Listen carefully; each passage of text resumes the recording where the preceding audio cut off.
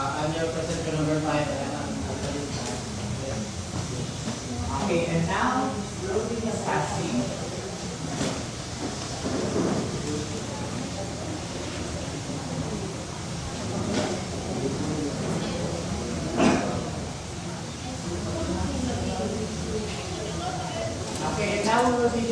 the ICT policies and issues implication to teaching and learning. So before tayo magsimula, marinig ba ang voice ko? Yes! Okay, magaling.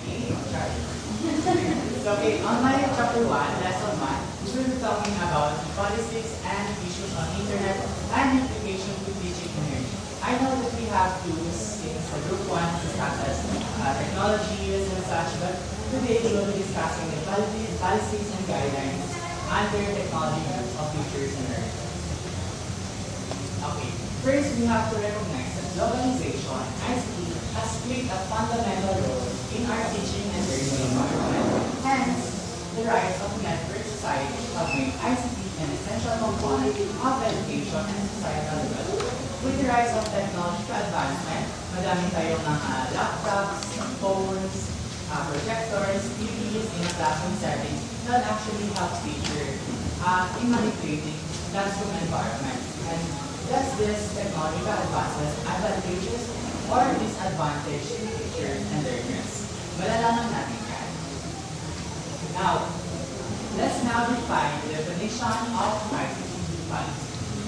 First, the Oxford English Dictionary defines policy as a plan of action adopted or pursued by government, party, or leader to guide decision and achieve desired outcome. Now, if we make this definition to ICT policy now is a strategic plan adopted or pursued by government or organization or ICT entities involved in achieving educational goals. Now, it regulates telecommunications, broadcasting, and internet use to ensure equitable and effective integration in learning. Now, with the rise of technological advancement, as I have said kanina, we have three new ICT technologies involved here. First is information technology. Now, from the word IT or information technology, this involves the use of computers, software, and user literacy. And what we know from information technology is that it processes data and which makes our job easier to access. Diba? The use of internet or ICT now is very accessible. Kaya very easy to access na ito siya, especially in processing data. The second one is telecommunication technologies, which includes telephones, radio, television, and often are via satellites. And the third one are networking technologies, such as the internet, DSL, voice over information program, and other broadband services. Now that we know that new ICT technologies such as information technology, telecommunication technologies, and networking technologies are very big areas of ICT. Now we have to recognize that the ICT or the Department of Information, Communication, and Technology has established a national ICT, which is called the ICT 4D, which is the ICT for Education. It is a roadmap to guide utilization and the regulation of technology in a classroom setting. Now, the ICT 4D is a program promoted to integrate the ICT at all levels in education. Nakuha natin? Okay, yung ICT 4D is to integrate the use of technology in classroom setting. And the ICT 4D is a program by the ICT or the Department of Information, Communication, and Technology. Okay.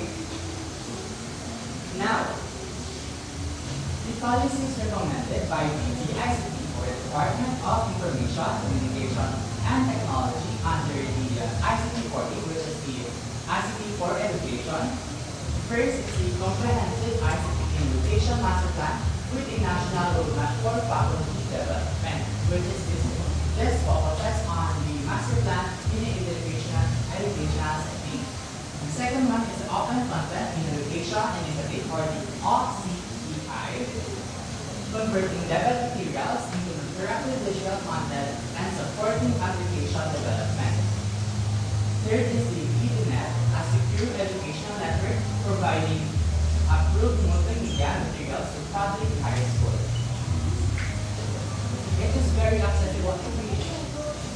Mapapansin naman natin, di ba, that technology right now or in the status quo is very accessible to us students.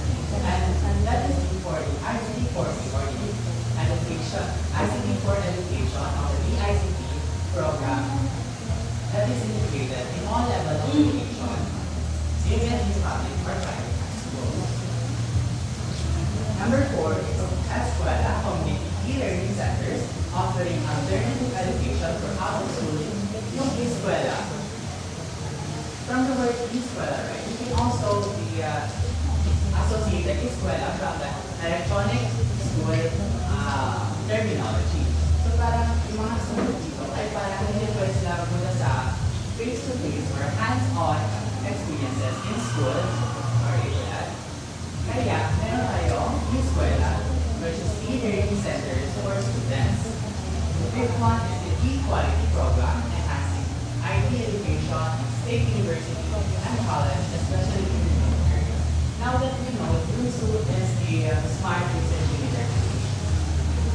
That is why other universities as well, especially the one university or SLAC, are integrating ICT4E or ICT4 education program recommended by education.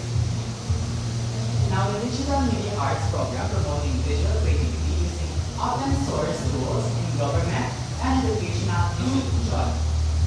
And 7, or the last one, is an ICT skills strategic plan addressing the gap between ICT skills supply and industry demand for coordinated policy and training. Although that a lot of students are integrating or incorporating technology in their everyday lives, kaya lahat naman tayo may digitally literate, di ba? Or, of course, some of us aren't.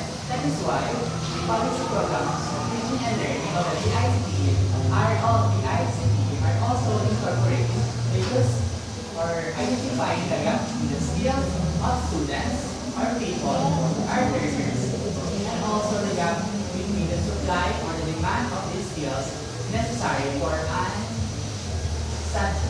the relevant status quo of technological advancements. Okay, nakuha ka? Okay, yung ICT4E is a program by the ICT.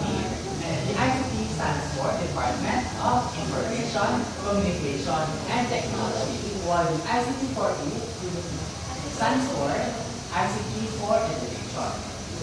Nakuha? Yes! Okay, very good. Now we will proceed to our next report. Next Cassandra.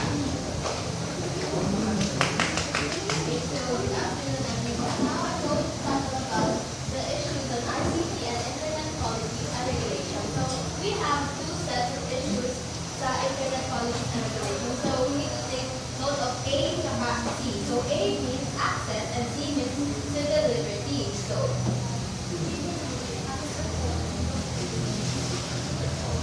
okay, so access means the possibility for everyone to use the internet and other media. So having access means you're able to access yung social media or you're pwede ka mag-browse sa web, do online banking, and so on. So in richer countries, basic access to internet is almost available to all. So sa mga nation daw na mayayaman, for example, South Korea, yung mga suburban areas nila and urban areas, meron pa rin silang internet. Or dito sa Philippines, yung mga probinsya natin kasi we're not a rich country, kaya medyo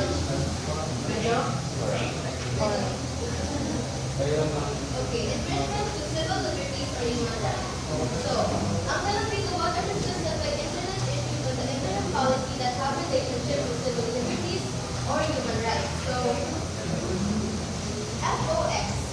So, FOX is freedom of expression and censorship. So, actually, in international law yan siya or pinag-usundoon ng mga countries na I think Article 19 siya na every people daw have the right to express themselves or freedom of expression. So, this only applies to social media. So, issue number 1. Under International Human Rights Convention or Republic Act of 19, Article number 19, all people are guaranteed